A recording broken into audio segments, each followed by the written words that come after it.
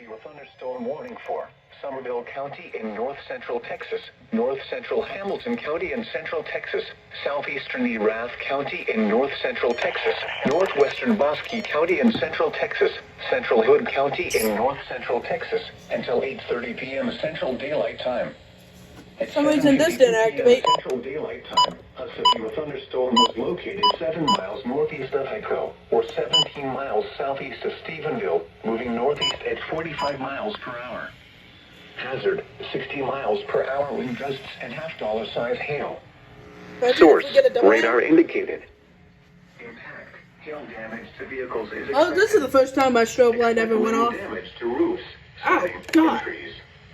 Locations impacted include Stephenville, Granbury, Pecan Plantation, Glen Rose, Hyco, Dinosaur Valley State Park, Oak Trail Shores, Bluff Dale, Squaw Creek Reservoir, Decanova, Toller, Stockton Bend, Lambrino, Curves, Paluxy, Harbin, Eulogy, Alexander, Claret, and Olin.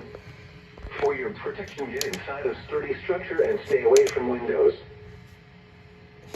And in less than 8 minutes, see if your business qualifies for ERC assistance.